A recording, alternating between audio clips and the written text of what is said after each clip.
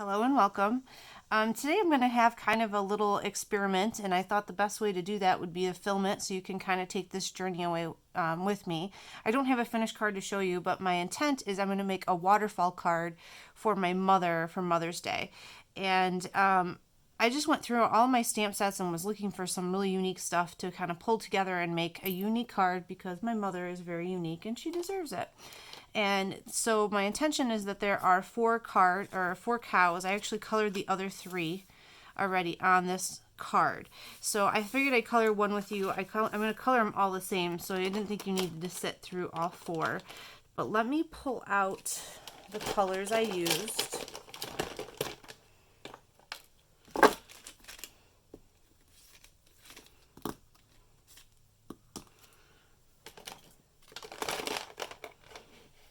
All right, so I'm going to start with the black spots on the cow, or the black hair. And this guy is so cute. And sadly, depending on when you watch this, he is being retired. He is a Stampin' Up stamp set. And I bought him, I don't even know, when he first came out, it was like, I love animals. And when I first saw him, whenever that was that he came out, I was like, I have to have that set. And I bought it, and guess what? It's been sitting and sitting and sitting. Just announced the stamp sets that are retiring for this year, and I saw that this was on there. And one, I was so glad I have it.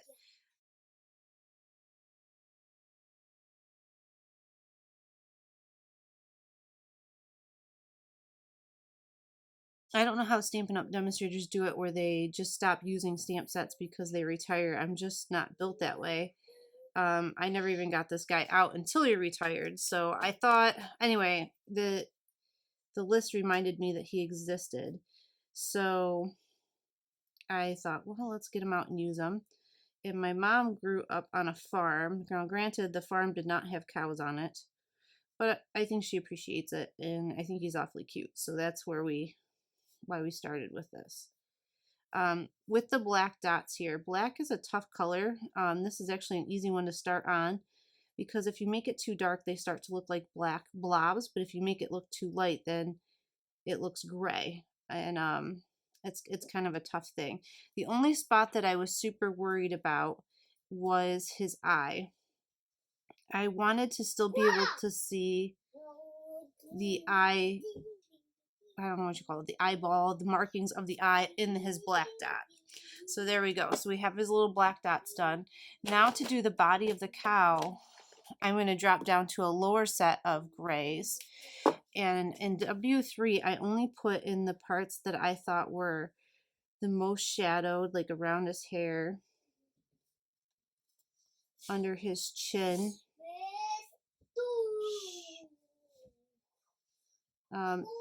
If you're watching this at a later date, we are in, oh, I forgot his tail. That's fine. We'll do his tail with this. If you're watching this at a later date, we are in quarantine time. And my son, who's 4, is here. And I don't have anywhere to put him, so he is playing in the background. And then I'm going to come in with W1 and just start blending this out, pushing that color around. Now, cows are white. You could have just left him. But I think that cows aren't truly white. When you look at them, they're dirty. They've got a brown dirt on them. And W grays are very brown. And when this all gets together, I promise he'll look whitish gray.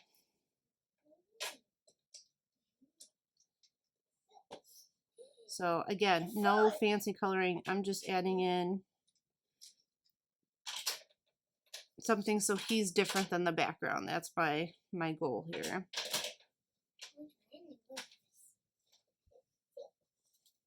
For his ears, I'm just adding in a little bit of R30.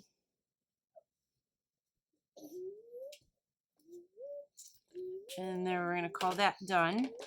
And for my snout on the cow, I did something a little different. At least I thought it was a little different. I decided to use skin tones.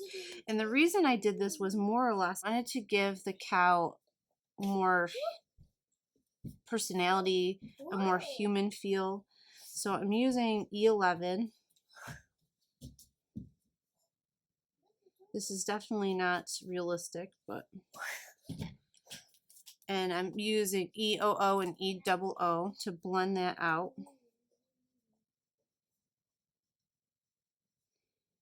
Now, and these are the same skin tones I would use on coloring like a little girl.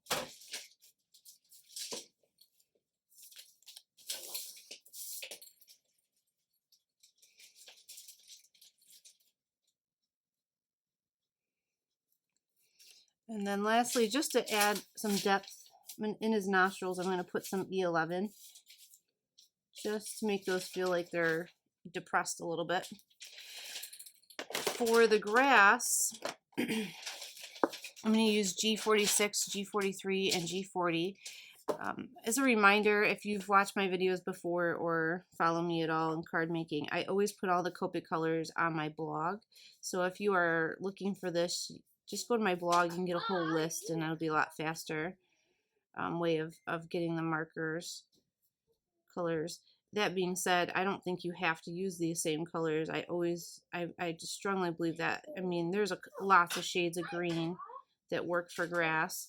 This is just what I grabbed first. It is one of my favorite shades.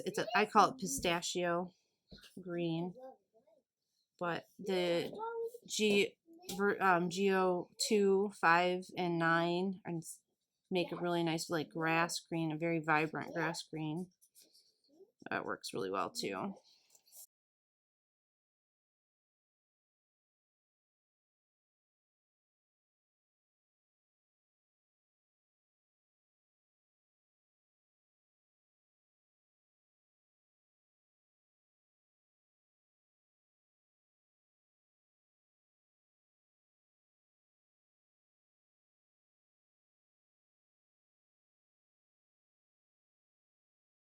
And honestly, I think it looks really good anyway, so no big deal.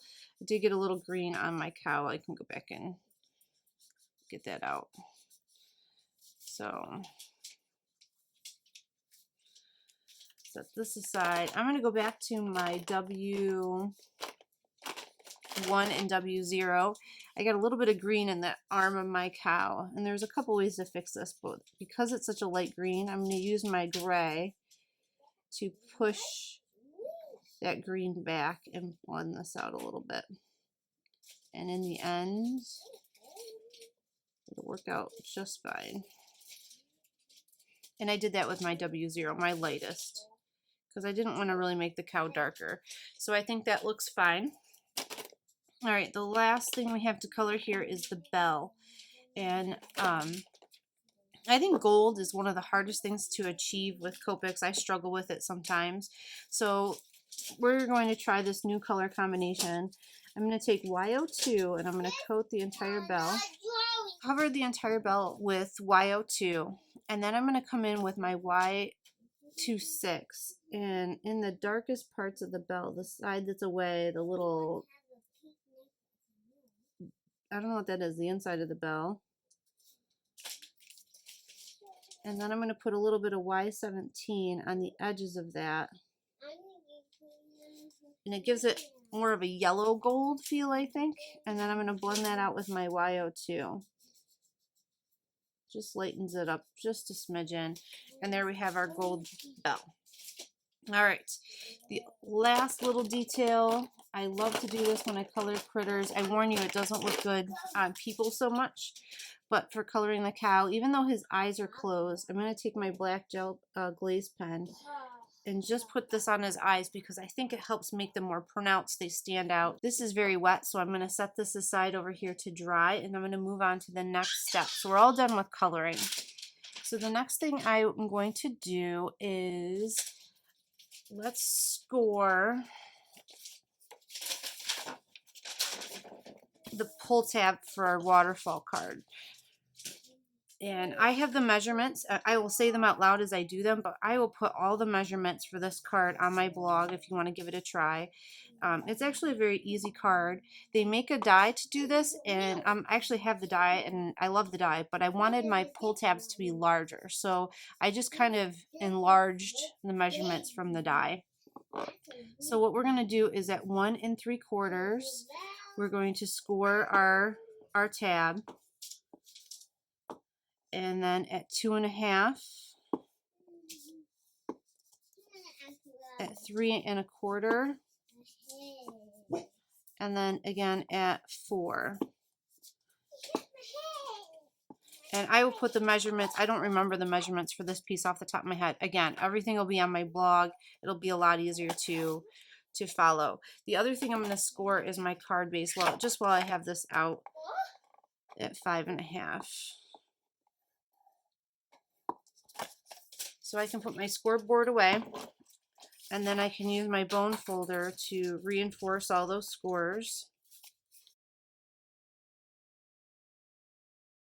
All right, so we have this all scored, and I thought it would be cool to put a decorative edge on here. So I went through my dies and punches, and I found this punch, and I believe this is also by Stampin' Up, that has like a tag edge to it.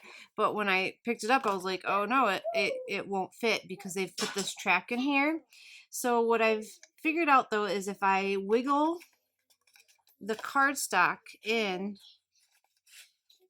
I can center it on this side and then flip it over and make sure that the paper is all the way down on this side, and then I can go ahead and give that a good punch and take it out. And it's, yes, there's these little tabs. These are really easy to get rid of, but we have our decorative edge. Right, to get rid of these edges, all I did was come in and trim these off, and now we have a nice decorative edge for our card. Pull out all of our cow pieces again. Now remember, I colored 3 of these off camera. And put them in order. The next thing I'm going to do is glue them to a mat. So I've cut a corresponding mat to go with each piece here. Now this one's going to be a little weird, and I'll explain to you why. But there we have that one. And then I think I'm going to alternate pink and yellow.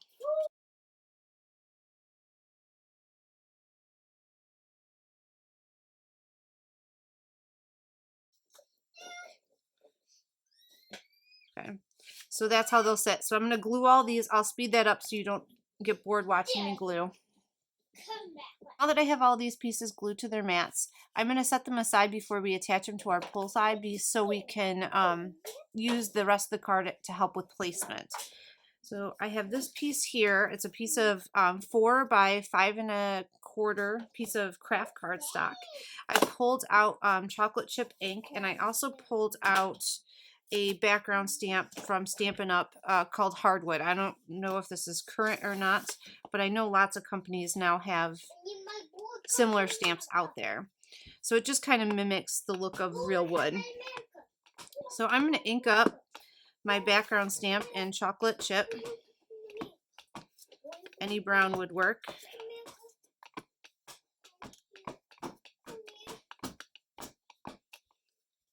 And then I'm going to lay my cardstock down on top of that and give it a good push all the way around. Actually have a piece of scrappaper so my fingers don't get inky. Okay, so now we're going to pull this off, and look, we have a nice wood grain background. So I can set this aside and my ink aside. And now I'm going to do a little bit of gluing these pieces together.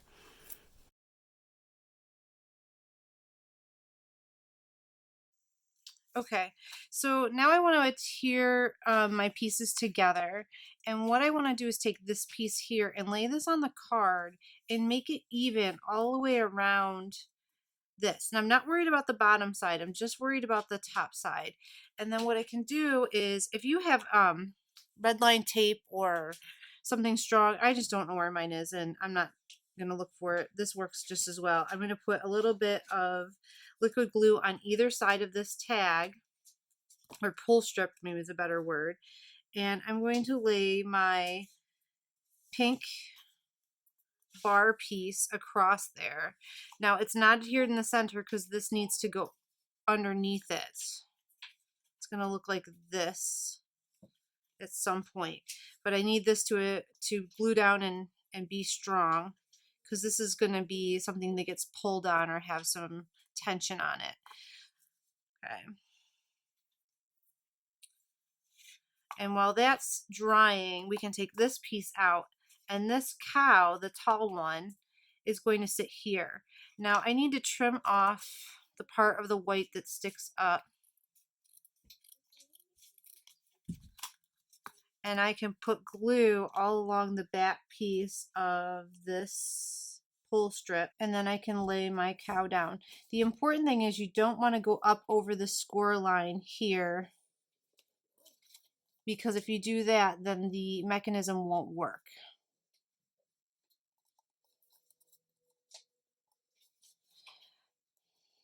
And now we can tuck our little cow friend underneath here.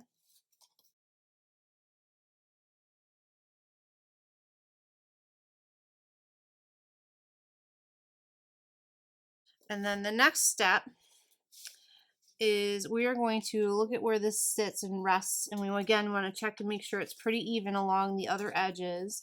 And I'm going to pull this up, and along this strip I'm going to put a line of glue.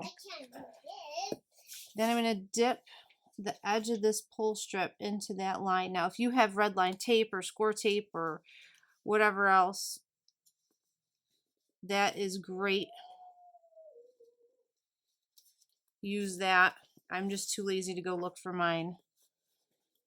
And then we're going to have this dry. And actually, while this is drying, I can start adhering some of our other pieces here. So I'm going to put this together. Oops, backwards. This is a little too big. All right. Oh, that fits, I guess. This was a little bigger than I thought, but that's okay. It actually does fit. So there we go. And then I'm going to put glue on our 3 stairs going up, and I like to put my card together backwards, and I highly recommend laying your pieces out in the order that they go in, because it's really hard to get them up if you do glue them in the wrong order. I've done that in the past, and I know that's a mistake I don't want to relive. And again, don't cover the score lines, because if you do, then your mechanism on your card will not work.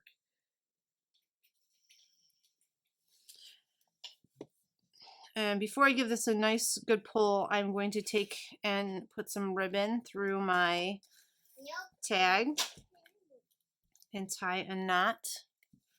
This just gives the recipient some idea to pull or to see that this moves. All right, this is what the card looks like when it's all finished. Happy Mother's Day from your favorite child. No, the other one. And then it says, now you're thinking of the neighbor's kid. I love you very much. So I think it's a pretty funny card. I know my mom will get a kick out of it. If you pull your card out too far, this is a good learning lesson here, past that score line, you do have to kind of pick up this little piece with your nail and put it back, slide it back in.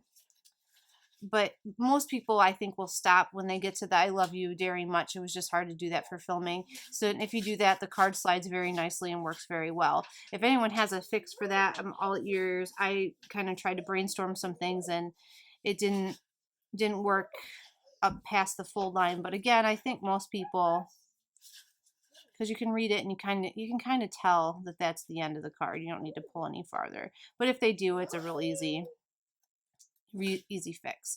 On the inside, I recommend you write something like, don't forget to pull the ribbon or pull the tab or whatever, because sometimes non-card makers, although this card is more obvious than some, don't know how to work a mechanism, or they've never seen a waterfall card before. So just as a little side note, my mom is a card maker, so she should know how to work this. To all the moms out there, happy Mother's Day. I hope you get to spend some time with your children. I know this is going to be a hard year because so many are unable to spend the day with their kids.